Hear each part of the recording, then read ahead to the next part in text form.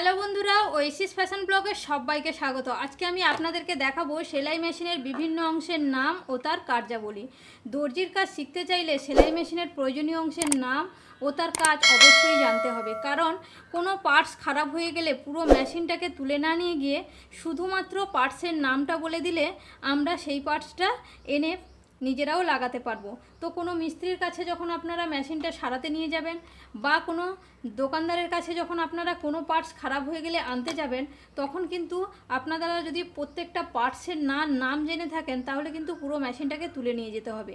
তাহলে পুরো মেশিনটাকে তুলে না নিয়ে গিয়ে দর্জির কাজ শেখার আগে আপনাদেরকে প্রত্যেকটা পার্টসের নাম ও তাদের কাজ অবশ্যই জানতে হবে। তাহলে প্রত্যেকটা পার্টসের যদি নাম আপনাদের জানা থাকে তাহলে আপনারা সেই পার্টসটা খারাপ হয়ে গেলে দোকানদারের কাছ থেকে সেই পার্টসটা নিয়ে এসে আপনারা নিজেরাও লাগিয়ে নিতে পারবেন। তাই কাজ শেখার আগে প্রথমে আমাদের জানতে হবে পার্টসের নাম ও তাদের কাজ কি। তা চলুন তাহলে দেখে নিই সেলাই মেশিনের প্রত্যেকটি পার্টসের নাম কি ও তাদের কাজ কি। তো এখন আমরা জেনে নেব সেলাই মেশিনের বিভিন্ন পার্টসের নাম ও তার কার্যাবলী। তো এক নম্বর হচ্ছে সেলাই মেশিনের, এটি হচ্ছে বেল্ট বা ফিতা। এই বেল্ট বা ফিতা উপরের হুইল থেকে নিচের হুইল পর্যন্ত রাউন্ড করে লাগানো আছে, যার দ্বারা আমরা খুব সহজেই সেলাই করতে পারি। দু নম্বর হচ্ছে নিডল প্লেট। এই প্লেটের মাঝখানে একটি সরু ছিদ্র আছে, আর এই ছিদ্র পথে ছুঁচ প্রবেশ করে এবং সেলাই করে। এই দেখুন মাঝখানে একটা সরু ছিদ্র আছে যার মধ্য দিয়ে ছুঁচ ঢুকছে, নিচ থেকে সুতো তুলে নিয়ে এসে আমাদের কিন্তু সেলাই হয়। এবার 3 নম্বর হচ্ছে সাইড প্লেট। এটি সরিয়ে ববিন পরানো ঠিকমতো হয়েছে কিনা সেটা আমাদেরকে দেখতে হয়। এই দেখুন ববিন আর ববিন কেস আমাদের নিচে লাগানো হয়, এটি ঠিকমতো পরানো হয়েছে কিনা সেটি আমাদেরকে দেখে নিতে হয়। 4 নম্বর হচ্ছে নিডল বার। তো এটি হচ্ছে আমাদের নিডল বার। এই যে এটা দেখুন, এটা হচ্ছে আমাদের নিডল বার। তো নিডল বারের মধ্য দিয়ে আমাদেরকে ছুঁচটাকে পরানো হয়। এই যে আমাদের নিডল বার আছে, এর মধ্য দিয়ে আমাদের ছুঁচ পরানো হয়, তাই এটিকে বলা হয় নিডল বার। এবার 5 নম্বর হচ্ছে প্রেসার ফুট। এই যে এটি হচ্ছে আমাদের প্রেসার ফুট। তো এর দ্বারা কি করা হয়, কাপড়কে চেপে রাখা হয়। ঠিক আমরা যখন এটি নিচের দিকে নামিয়ে দেব, এর মধ্য দিয়ে কাপড় চেপে রেখে কাপড়টিকে সেলাই করা হয়। Pressure foot লিফটার। এই যে দেখুন এটা হচ্ছে প্রেসার ফুট লিফটার। এর দ্বারা প্রেসার ফুটকে ওঠানো হয়। এই যে আমরা উপরের দিকে তুলে দিলাম, প্রেসার ফুটটি উঠে গেল, আবার নিচের দিকে নামিয়ে দিলাম, প্রেসার ফুটটি নিচের দিকে নেমে গেল। এবার হচ্ছে থ্রেড গাইড। এটা হচ্ছে আমাদের থ্রেড গাইড। সুতোকে ছুঁচের দিকে এগিয়ে নিয়ে যেতে এই থ্রেড গাইড আমাদেরকে সাহায্য করে। এরপরে হচ্ছে থ্রেড টেনশন ডিস্ক। এর দ্বারা সুতোর টান ঠিক রাখা হয়। এই থ্রেড টেনশন ডিস্ক হচ্ছে আমাদের মেশিনের সবচেয়ে একটি গুরুত্বপূর্ণ জিনিস। এর দ্বারা সুতোর টানকে ঠিক রাখা হয়। Take up lever. এই টেক আপ লিভারের কাজ হচ্ছে সুতোকে ঠিকমতো টেনে ছুঁচের দিকে এগিয়ে নিয়ে যাওয়া। এটা হচ্ছে আমাদের টেক আপ লিভার। এই পার্টসটির নাম হচ্ছে টেক আপ লিভার। এবার হচ্ছে প্রেসার রেগুলেটিং স্ক্রু। ইহা কাপড়ের কিন্তু চাপ নিয়ন্ত্রণ করে। এটা হচ্ছে আমাদের প্রেসার রেগুলেটিং স্ক্রু।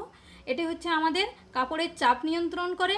আমরা যখন পাতলা কাপড় সেলাই করব তখন এটিকে লুজ দিতে হবে, আর আমরা যখন মোটা কোনো কাপড় সেলাই করব তখন এটিকে টাইট দিতে হবে। তো এটা হচ্ছে প্রেসার রেগুলেটিং স্ক্রু। এবারে হচ্ছে স্পুল পিন। এটা হচ্ছে স্পুল পিন, এটি সুতোর রিল লাগানো হয়। এরপরে ফ্লাই হুইল। এই যে এটি হচ্ছে আমাদের ফ্লাই হুইল।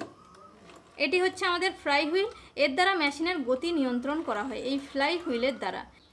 এটা হচ্ছে আমাদের স্টিচ রেগুলেটিং স্কেল। এর দ্বারা সেলাই ছোট এবং বড় করা হয়। আমরা কত লেন্থে সেলাই করব সেটা কিন্তু এই স্টিচ রেগুলেটিং স্কেল এটা কিন্তু নির্ধারণ করে, যে আমরা স্টিচ লেন্থ 2-এ রাখবো না 2.5-তে রাখবো না 3-এ রাখবো।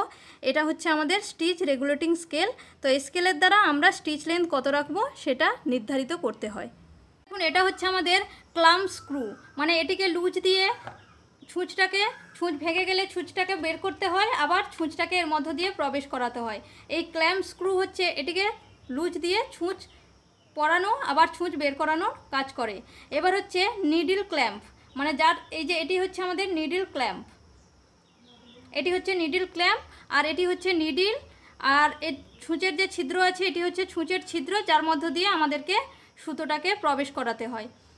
আর এটি হচ্ছে আমাদের দাঁত বা ফিডডক, যেটির কাজ হচ্ছে কাপড়কে সামনের দিকে এগিয়ে নিয়ে যেতে সাহায্য করে এই দাঁত বা ফিডডক।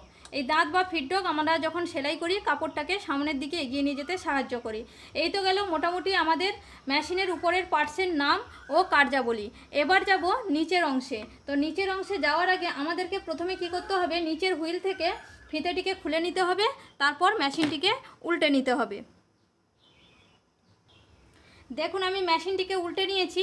এখানে আছে আমাদের ববিন আর ববিন কেস। এটি হচ্ছে আমাদের ববিন আর এটি হচ্ছে ববিন কেস, যেটা নিচের জন্য সুতোকে ভরে দেওয়া হয়। এবার হচ্ছে এটা হচ্ছে আমাদের স্যাটেল। এই যে এটাই হচ্ছে আমাদের স্যাটেল আর এটি হচ্ছে আমাদের স্যাটেলের ফিক্স কভার। স্যাটেলের যে ঠিক চারিদিকে আছে আমাদের, এটি হচ্ছে স্যাটেলের ফিক্স কভার। আর এটি হচ্ছে আমাদের কেরিয়ার পাতি। এই যে স্যাটেলের উপরে একটি পাত লাগানো আছে, এটি হচ্ছে কেরিয়ার পাতি। আর এখানে আমাদের 3টি রড আছে। দেখুন এখানে পরপর 3টি রড আছে। তো এই 3টি রডের মধ্যে মাঝখানের রডটা হচ্ছে স্যাটেল বারের মেন রড। এই যে এখানে আমাদের স্যাটেল আছে, এই স্যাটেল বারের এটি হচ্ছে মেন রড, এটি হচ্ছে আপার রড আর এটি হচ্ছে লোয়ার রড। ভালো লাগলে একটি লাইক করবেন আর আমার পেজে নতুন হয়ে থাকলে সাবস্ক্রাইব করে পাশে থাকা বেল আইকনটিকে প্রেস করে দেবেন, তাহলে আমার দেওয়া পরবর্তী ভিডিওগুলি খুব সহজেই আপনার কাছে পৌঁছে যাবে। আজ তাহলে আসি, দেখা হবে পরের কোনো ভিডিওতে।